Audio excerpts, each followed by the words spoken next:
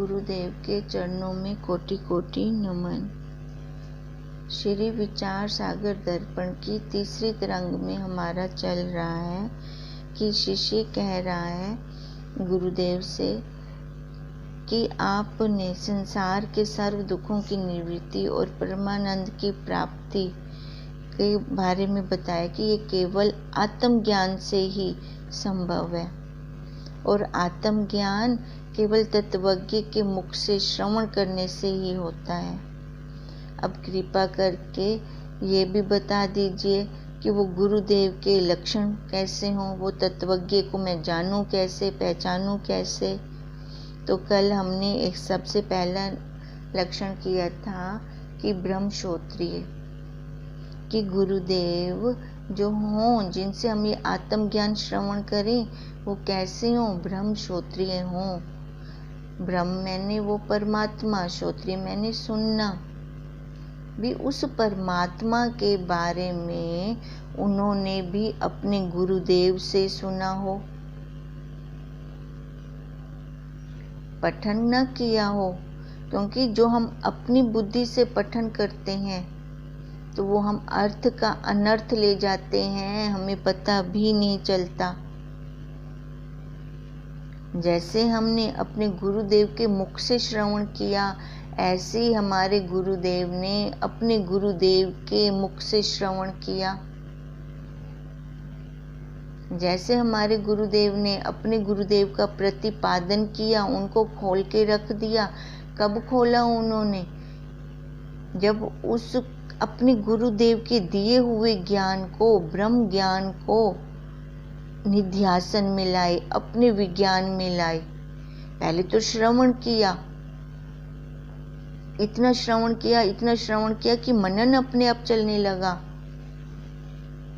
अब इतने मनन हुआ कि वो निध्यासन स्वतः होने लगा। वो निध्यासन इतना हुआ कि उनका रोम रोम वो ब्रह्म से भरपूर हो गया, तो वही परमात्मा स्वरूप हो गए। तो उसमें क्या किया हमारे गुरुदेव ने? पहले श्रवण किया अपने गुरुदेव से, तभी हमने बोला ब्रह्मश्रोत्रिय। और कल हमने उदाहरण लिया था रावण का, और वो रावण हमने बाहर नहीं देखा, इधर अंदर ही दिखाया हमें गुरुदेव ने। अगर इस विषयों को लेकर बैठते हैं तो वही रावण है। 9 सिर तो उसने कटवा दिए, पर 10वां सिर अहंकार का अपने पास रख लिया, क्योंकि उस रावण का कोई गुरु नहीं था। गुरु ना होने के कारण वो राम से रावण बन गया। नहीं तो कितना विद्वान था वो, चारों वेदों का ज्ञान उसने लिया हुआ था, पर वो रावण कैसे बन गया?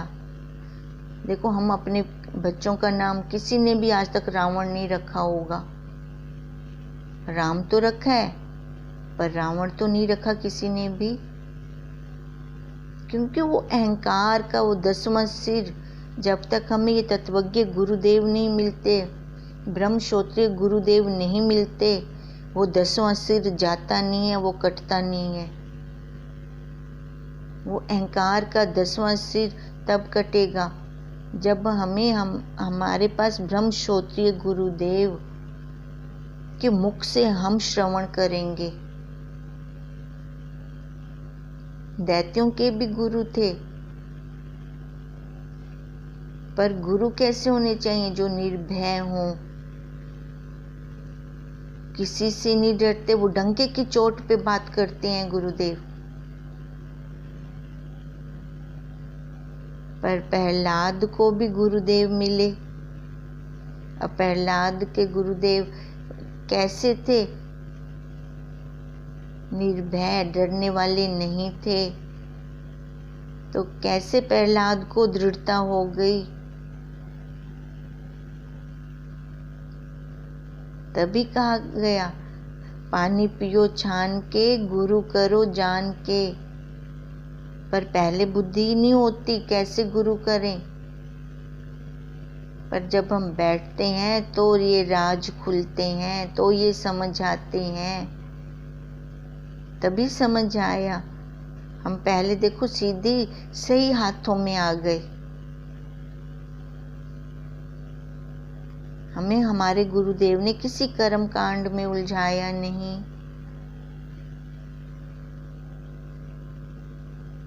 सीधा ही हमें अपनी यात्रा पर ले चले।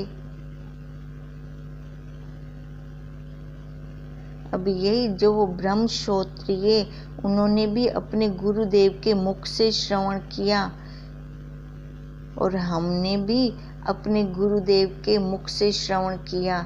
रावण ने पठन किया था, उसका रावण का कोई गुरु नहीं था। जो हम स्वयं पठन करते हैं तो उससे क्या होता है, अर्थ का अनर्थ लेते हैं और 10वां सिर ऊपर चढ़ा लेते हैं अहंकार का। वहीं से पतन होना शुरू हो जाता है। अब पहला लक्षण क्या था, ब्रह्म श्रोत्रिय। अब दूसरा लक्षण क्या है, ब्रह्मनिष्ठ।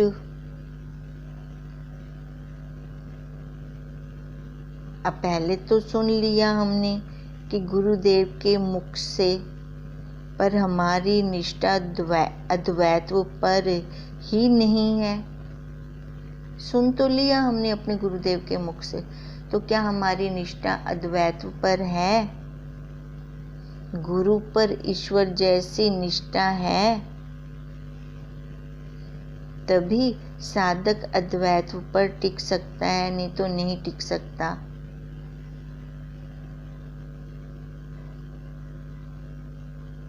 क्योंकि जब तक गुरु की भी अद्वैत्व पर निष्ठा ना हो तो साधक कैसे चलेगा?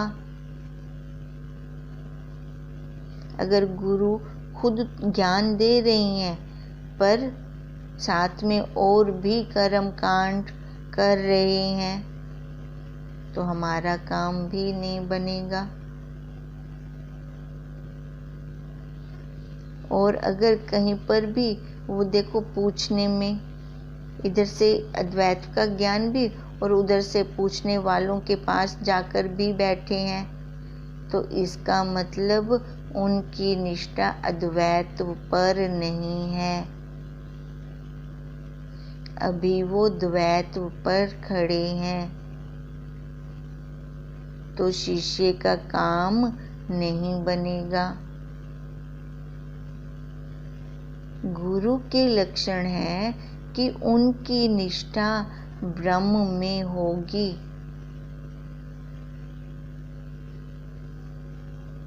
अद्वैत्व पर होगी। अब ब्रह्म कैसे है? रंग रूप आकार वाला है कि बिना रंग रूप आकार वाला? जो खुद निराकार पर स्थित होंगे तभी तो वो आगे भी वैसा ही अपने शिष्यों से करवाएंगे, द्वैत पे नहीं खड़ेंगे। देखो हमारे गुरुदेव ने कभी भी हमें नहीं कहा कि मेरे इस आकार की पूजा करो। ये आकार तो कभी भी एक रस रहने वाला ही नहीं है।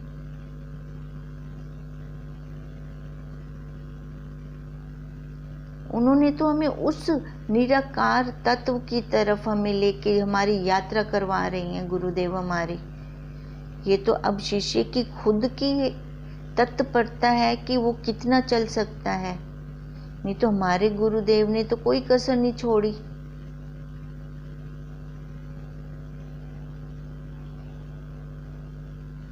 आज तक हमें किसी मंदिरों में जाने के लिए नहीं कहा, कोई तीर्थ यात्रा करने के लिए नहीं कहा हमारे गुरुदेव ने। किधर भी हमें घुमाया नहीं है, भटकाया नहीं है। खाली एक अद्वैत पे दृढ़ता करवाने की बात की है कि अद्वैत पर टिक जाएं, अद्वैत पर रुक जाएं। द्वैत की तो निंदा की है।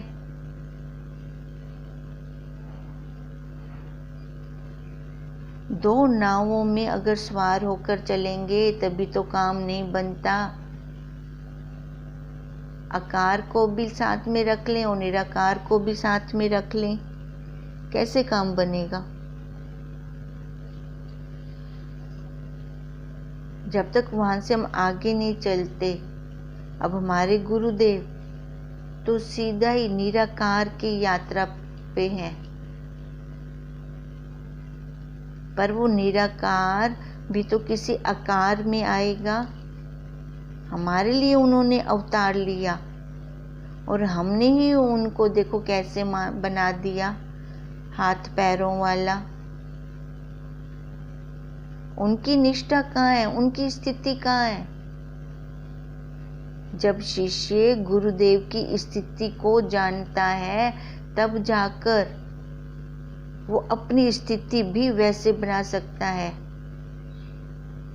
अगर उसकी बुद्धि में कुछ नहीं आता तो खाली बंदर बन के अपने गुरु की कॉपी करता रहे, उनके आचरण को, व्यवहार को देखता रहे।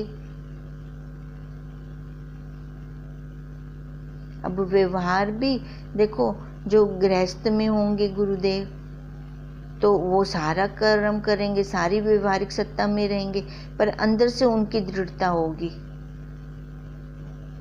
कि वो कहाँ पर बैठकर व्यवहार कर रहे हैं।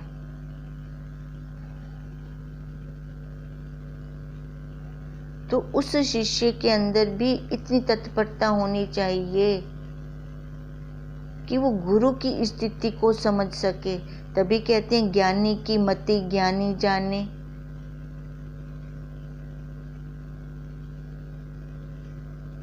अभी हम खड़े नीचे हैं और अपने गुरु की स्थिति का भान कैसे कर सकते हैं?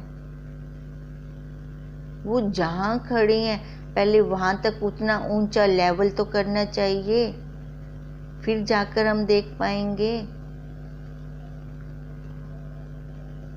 अब हमें ये लक्षण बता रहे हैं। देखो हमारे गुरुदेव ने कभी भी द्वैत की तरफ हमें इशारा नहीं किया, द्वैत की तरफ हमें नहीं लेकर गए। हमें वो सूक्ष्म से सूक्ष्म राज दिया।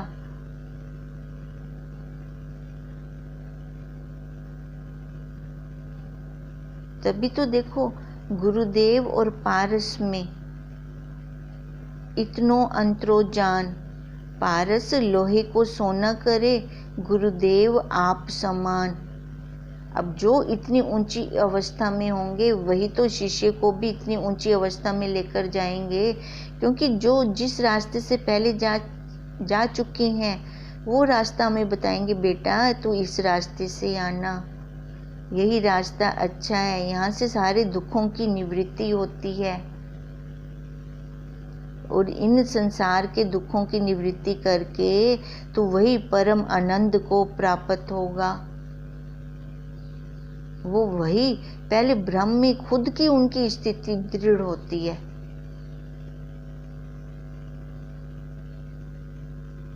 तभी तो वो कर्ता ब्रह्म, क्रिया ब्रह्म, ब्रह्म अग्नि हवि ब्रह्म है, ब्रह्म ही कर्म है जिसका, उसका फल भी ब्रह्म है।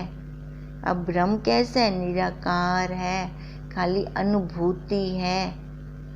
गुरुदेव हमें वो अनुभूति करवाते हैं। कैसे हमें ध्यान कहते हैं कि डेली ध्यान करना चाहिए, क्योंकि संसार में हम उसकी अनुभूति संसार वालों की तो कर सकते हैं पर अपने परमार्थ वाली नहीं कर सकते। वो अब उस रास्ते से निकल के गए हैं, तभी तो हमें डायरेक्शन दे रहे हैं, तभी तो हमें दिशा बता रहे हैं।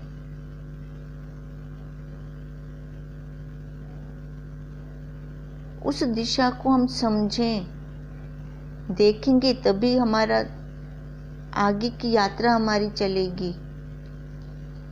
जो खुद ब्रह्मनिष्ठ होंगे। अब हमारे गुरुदेव की अपने गुरुदेव पर कितनी निष्ठा है, ईश्वर जैसी। लीलाशाह बापू जी की अपने गुरुदेव पर कैसी निष्ठा है, ईश्वर जैसी, केशवानंद जी के ऊपर।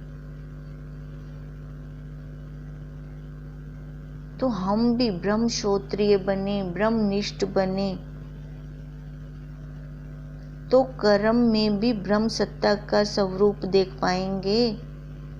नहीं तो नहीं देख पाएंगे।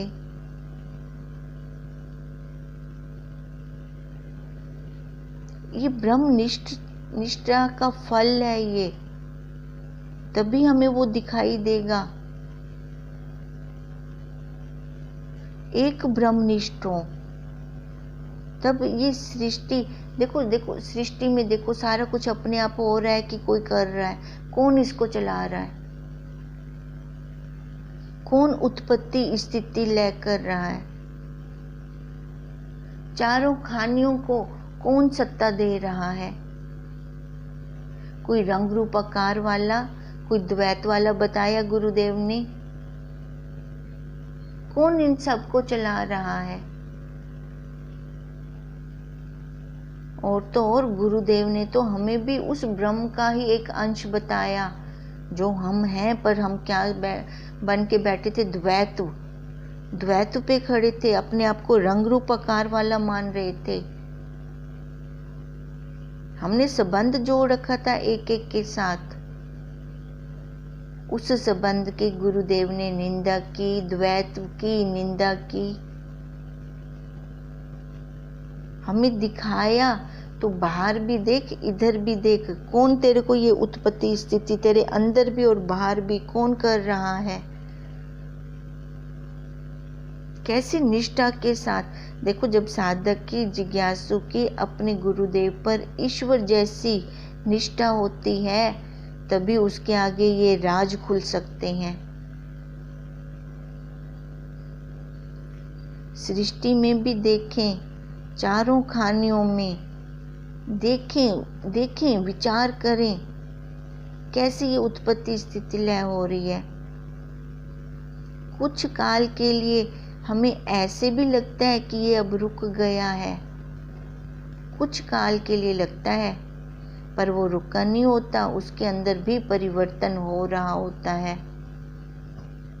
अब देखो, इस शरीर की हाइट रुक गई, पर इसके अंदर परिवर्तन हो रहा है कि नहीं हो रहा?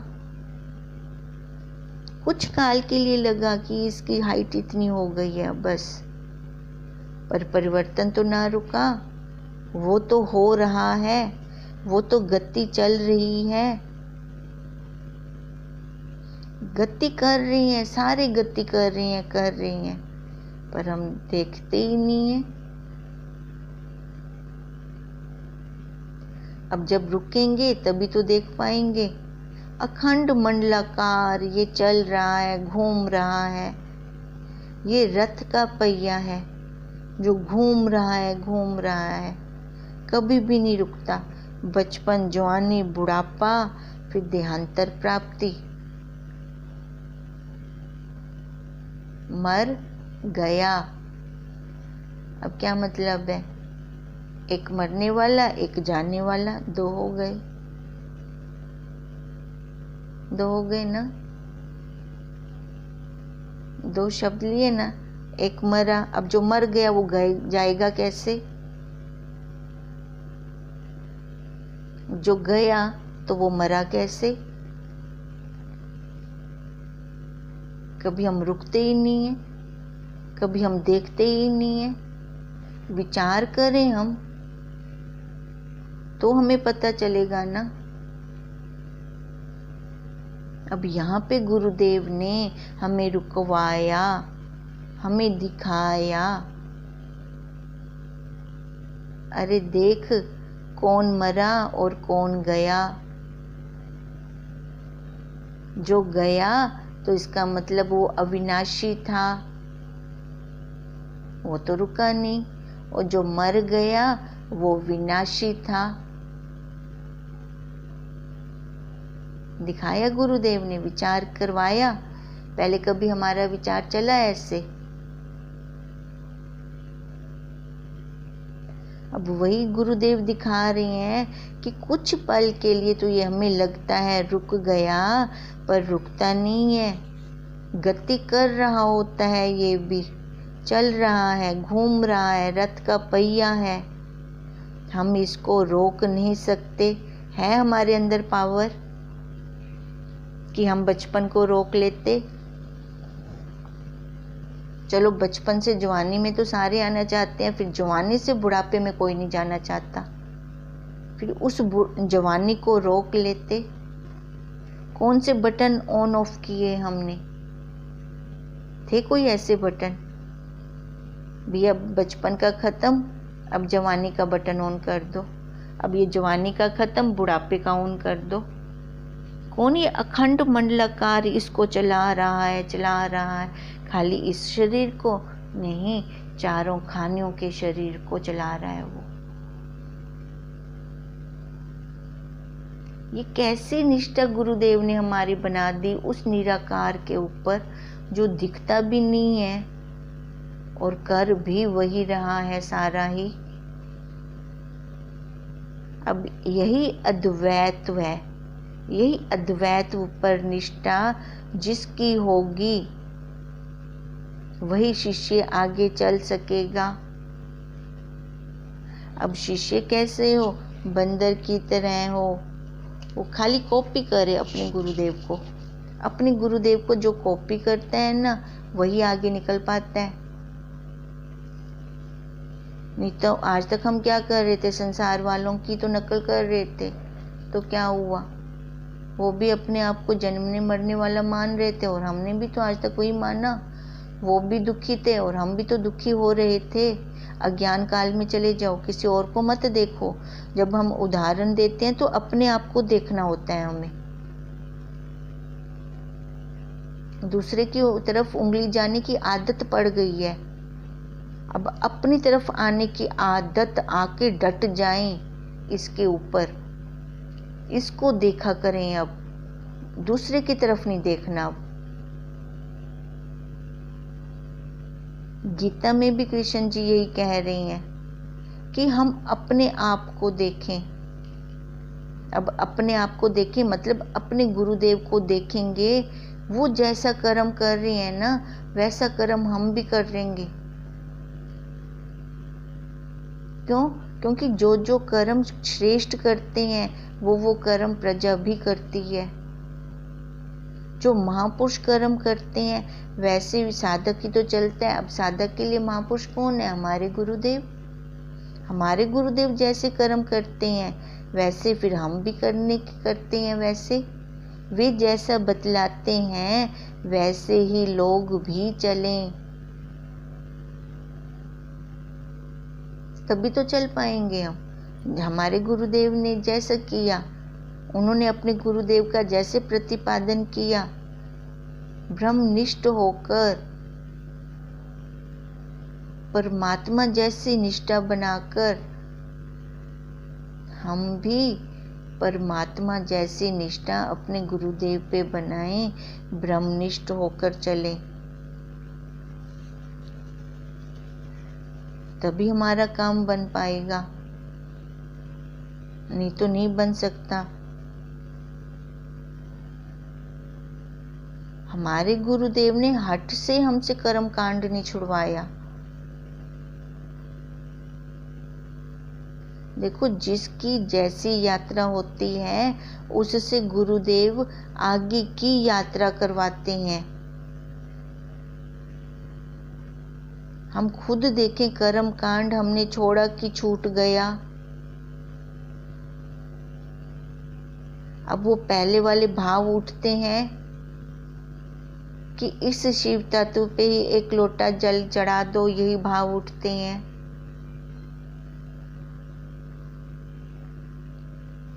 अपना निरीक्षण साथ के साथ करें। जब तक ये खुद अंदर से अपना भाव नहीं आता, अपना आप नहीं छूटता, किसी के कहने से भी ये कर्म कांड छूटता नहीं है। अगर देखो, गुरुदेव ने फिर हमें युक्ति भी दी साथ के साथ, क्योंकि गुरुदेव उस रास्ते को क्लियर करके आए हैं, तो वो अपने बच्चों को छोड़ कैसे सकते हैं। अगर अभी भी कर्म में मन लग जाता है तो गुरुदेव ने कहा निष्काम कर्म कर दो, वहाँ सेवा कर दो। निष्काम कर्म करने से ये अंतःकरण शुद्ध होगा। तभी वो निराकार की पूजा हो सकेगी, तभी हम वहां पर रुक सकेंगे। अब ऐसे गुरुदेव के लक्षण बता रहे हैं कि पहले वो ब्रह्मश्रोत्रिय हों, कि उन्होंने भी अपने गुरुदेव से पहले ज्ञान लिया हो, सुना हो, और दूसरा ब्रह्मनिष्ठ हो, उनकी भी अपने गुरु में ईश्वर जैसी निष्ठा हो, द्वैत से हटके अद्वैत ब्रह्म में स्थित हों। ऐसे गुरुदेव ही अपने शिष्य के अंतःकरण का हाल जान सकते हैं, और उसको वही गुरुदेव समर्थ होते हैं। जो एक अद्वैत पे रहते हैं वही अपने शिष्य को चला सकते हैं। जहाँ से वह रुका हुआ होता है उसकी यात्रा उससे आगे की करवाते हैं।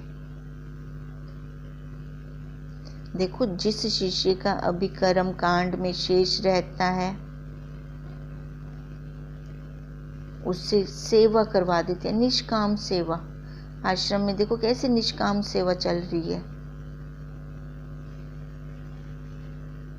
अब निष्काम सेवा का फल क्या मिला? अंतःकरण शुद्ध हुआ। अंतःकरण शुद्ध का फल का क्या मिला? ज्ञान ठहरा। ज्ञान का क्या फल मिला? कि वो द्वैत से अद्वैत में आ गए। यदि वह पहले ज्ञान में उस शिष्य को ले आएंगे तो वहां पर ज्ञान ठहरेगा नहीं। शिष्य का भी समय गया, गुरु का भी समय गया। और जिस साधक का कर्म उपासना अभी पड़ी हुई है, उसका जिसका अभी एक जीना पर्दा उतारना है हुई पड़ी है, जिस साधक की कर्म उपासना, कर्म कांड उपासना सारा कुछ हुआ पड़ा है, बस एक जीना सा पर्दा रह गया है, वो गुरुदेव ज्ञान के द्वारा उतरवा देते हैं। फिर वह सुनार की तरह परखी होते हैं हमारे गुरुदेव। वो परख लेते हैं कि किस साधक को कैसे चलाना है, कैसे ये खरा सोना बनाना है।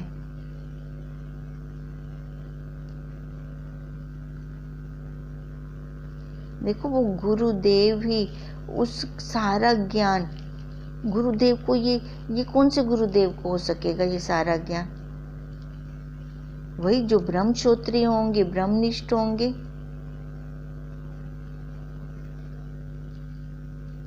क्योंकि गुरुदेव जानते हैं कैसे कैसे मेरे को कौन कौन से साधक को चलाना है। वो किसी का घर नहीं तोड़वाते। जैसे हम एक घर बदलकर दूसरे उससे भी बड़े घर में जाते हैं ना, उससे भी अच्छे घर में जाते हैं ना, तो उसके लिए पहले हम देखते हैं पूंजी इकट्ठी करते हैं। पूंजी भी है हमारे पास कि नहीं है। जिसके पास धन नहीं होता वह घर बदलने की भी नहीं सोचता। पर सियाना वही होता है, पहले उसको घर के बड़े सलाह देते हैं, तेरे पास इतना खर्चा हो जाएगा, इतना तेरे पास धन है। पहले उसको घर तो नहीं तुड़वा देते, पहले उसको सलाह देते हैं, इतना खर्चा होगा, इतना तेरे पास पूंजी इकट्ठी है, वो पहले पूछते हैं। फिर घर बनवाने के लिए फिर कहते हैं। देखो, जो घर बनवाते हैं ना, नई कोठी बनवाते हैं या बड़ी वो लेते हैं गाड़ी वगैरह, तो पहले उनको वो देखते हैं। अब बच्चा जिद करता है तो माँ बाप पूछते हैं तेरे पास पहले पैसे हैं? पहले तो उसको नहीं कह देते कि तू मिस्त्री लगा दे, घर तुड़वा दे। माँ बाप पहले पूछते हैं, पहले पूंजी इकट्ठी कर, फिर बाद में इसको बनवाना। अब ऐसे ही हमारे गुरुदेव ने भी पहले किसी का घर नहीं तुड़वाया। जो अभी कर्म कांड वाले घर में है तो वहीं से उसको पहले पूंजी इकट्ठी करवाई। उस साधक को पहले पुण्यों की पूंजी इकट्ठी करवाई, उस साधक का पहले अंतःकरण शुद्ध करवाए। कर्म कांड से क्या होता है? अंतःकरण शुद्ध होता है। फिर उपासना, वो उपासना करवाकर, ओंकार की उपासना करवाकर वो धन अर्जित करवाया। वो पहले पैसे दिए, उसको पैसे जमा करवाए साधक से, फिर उसके बाद उसका घर बदला। अब तेरे पास पैसे इकट्ठे हो गए हैं, फिर उसको ज्ञान दिया, तब उस साधक के अंदर वो ज्ञान रुका। पहले देखो, किसी का घर नहीं तुड़वाते, जिसके पास जैसा घर है बहुत अच्छा है, किसी की निंदा नहीं करते। हर कोई चल रहा है, अपने अपने घर से यात्रा कर रहा है। पर हमारे गुरुदेव ने तो आगे की यात्रा करवाई, उसको प्रोत्साहन दिया, साधक को, शिष्य को। उसी घर में नहीं छोड़ दिया उसको, उसी छोटे घर में नहीं छोड़ दिया, उसको भी बड़े घर में लेकर आए। अब बताओ, यही लक्षण है ब्रह्मनिष्ठ के। ये अब हमारी अनुभूति सबकी है कि नहीं? कहाँ थे हम और कहाँ से कहाँ पहुंचा दिया हमारे गुरुदेव ने। है अनुभूति हम सबको? ऐसे ब्रह्मश्रोत्रिय ब्रह्मनिष्ठ हमारे गुरुदेव हैं, तो अभी हमें देर क्यों लग रही है?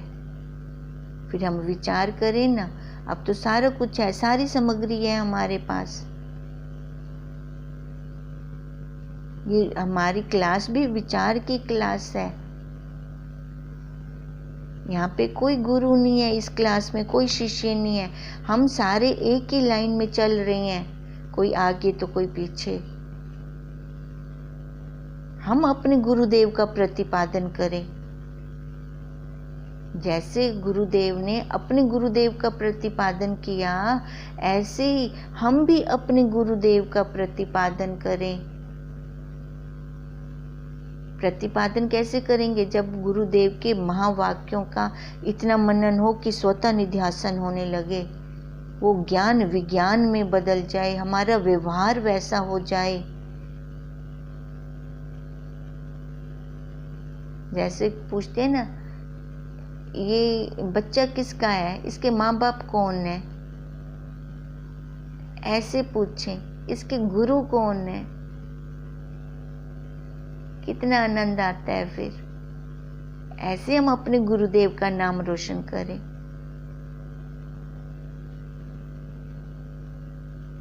और ये नाम रोशन हम तब करेंगे, देखो हमारे गुरुदेव को भी अच्छा लगता है जब बच्चा पढ़ लिख के इतना महान काबिल बन जाता है कि उसके माँ बाप फिर जाने जाते हैं।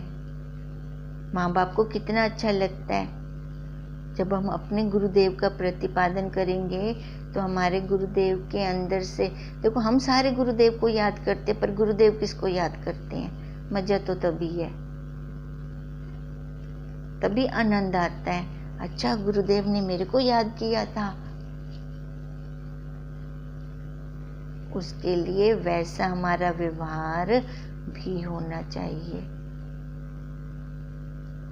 ओम तम नमामि हरिं परम, ओम तम नमामि हरिं परम, ओम तम नमामि हरिं परम।